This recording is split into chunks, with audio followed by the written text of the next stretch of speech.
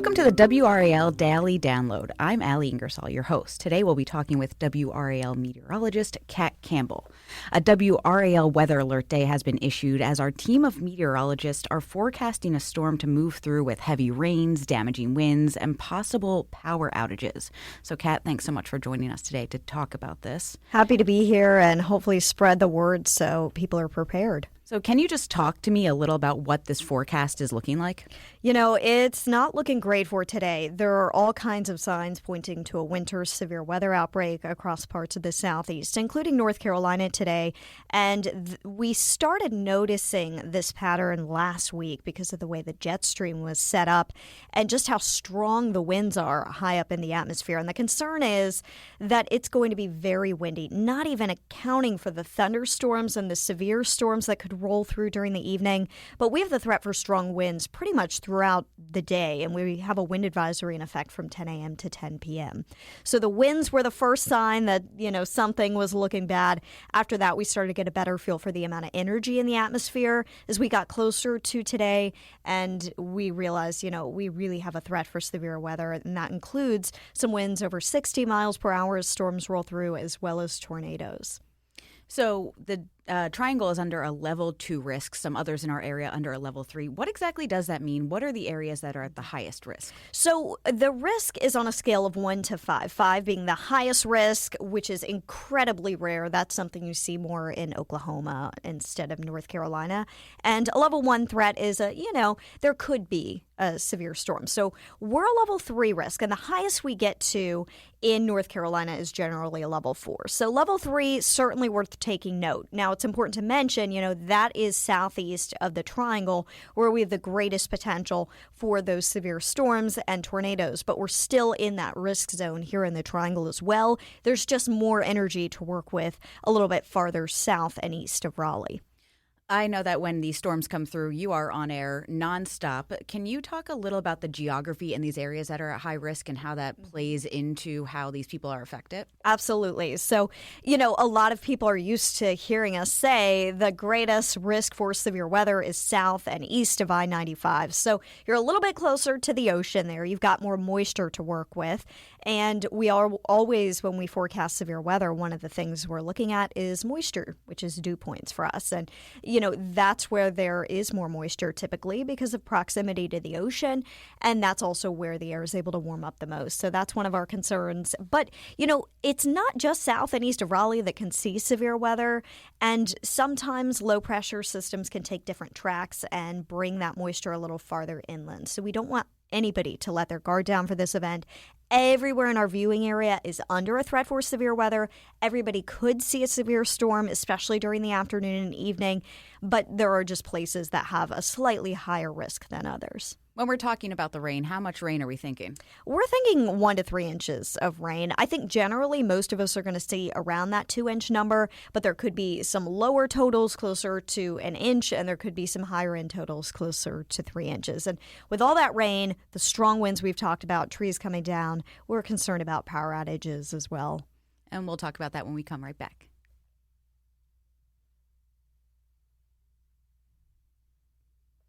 All right, welcome back now. Duke Energy is preparing for the outages. How should everyone else be preparing? If you're at home listening to this right now, what should you be doing today to get ready for a storm like this? First and foremost, you've got to have a way to receive your severe weather warnings and alerts. So make sure you have an app on your phone to do that. Make sure you have a weather radio, a TV, any of those kinds of resources. You shouldn't be relying on sirens.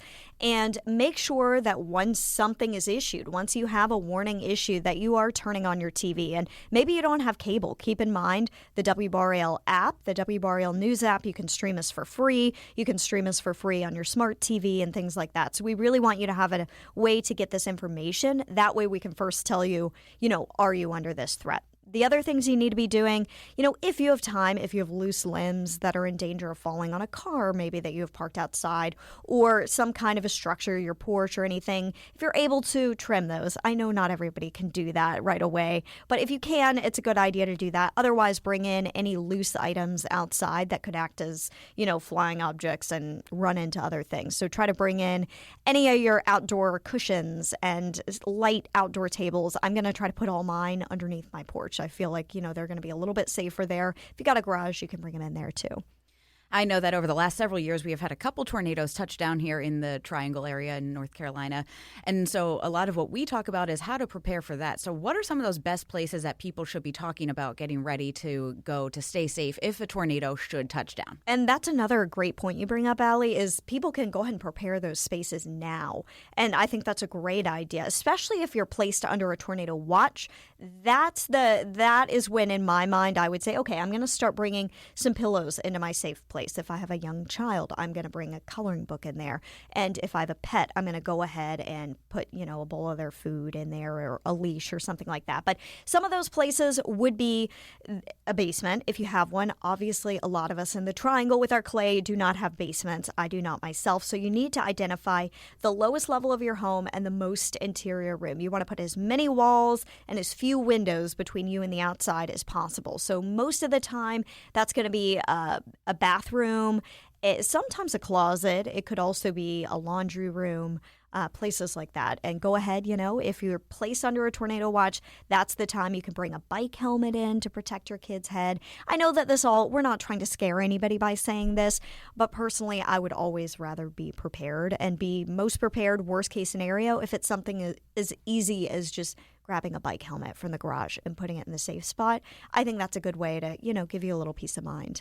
And being connected and being prepared really does save lives in situations like this. Absolutely. And I think also you need to charge devices. I think that's also key here, especially with the threat of power outages. Make sure you've got your phone and everything charged. That way, if you do need to tune into coverage, if you're placed under a warning, you've got the power to do that. And you can place calls too if you need to family and friends. Can we briefly talk about what's the difference between a watch and a warning? Absolutely. I know it's confusing. I absolutely wish that we could do something that wasn't both starting with W so you could have an easier way of remembering it. So if there is a watch issued, that means that conditions are favorable for severe weather to form. If a warning is issued, that is when things are happening. You got to take action, get to work, get to your safe place. So a way that people try to think about it for fun would be a watch is if you have all the ingredients that you need to bake your favorite cookies sitting on the table. That's what a watch is.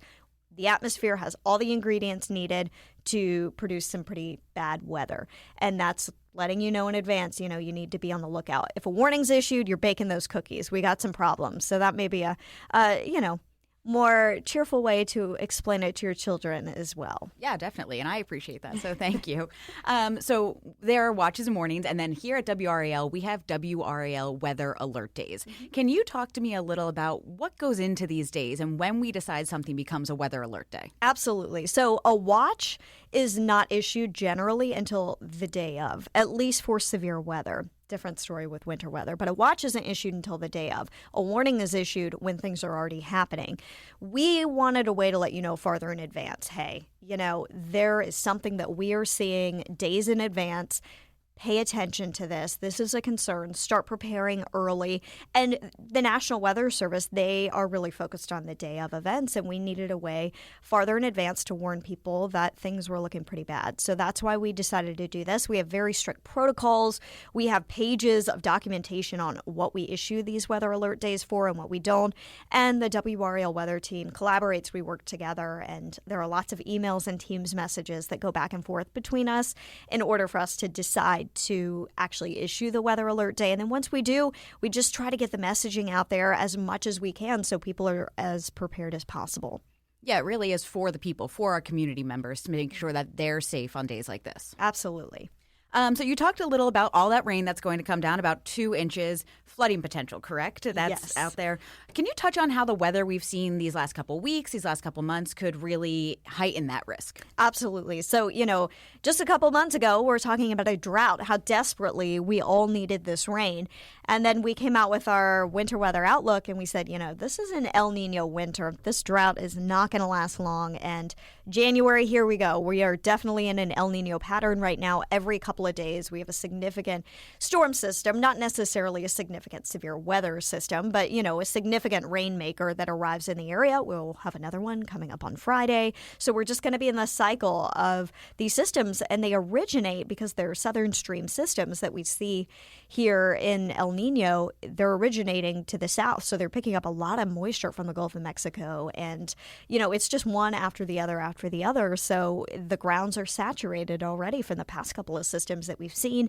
You couple saturated grounds with strong winds bringing trees down, that's our concern here. And river levels and lake levels. We had Sky 5 up taking video a couple months ago of how low the lake levels were, and now they're having to purposefully lower Lake Johnson just because of the heavy rain threat. So that's a concern. Make sure if you do have any drains nearby, make sure you clean any remaining leaves out of those drains too ahead of this rain. Yeah, you can tell how much the water has come up over these last couple of days by being on the greenway, seeing that sediment out there covering those roads. I saw it this weekend on my walk. It's pretty impressive. Yeah, and more to come this weekend, as you said. We'll keep looking forward to that. Thank you so much for joining us, Kat. We really appreciate it. And thank you for listening to the WRAL Daily Download. If you've listened to this podcast on WRAL.com or on the weather or the WRAL News app, you can also find it on Apple Podcasts, Spotify, or anywhere you listen to podcasts. Follow the show so you don't miss an episode. Thanks for listening.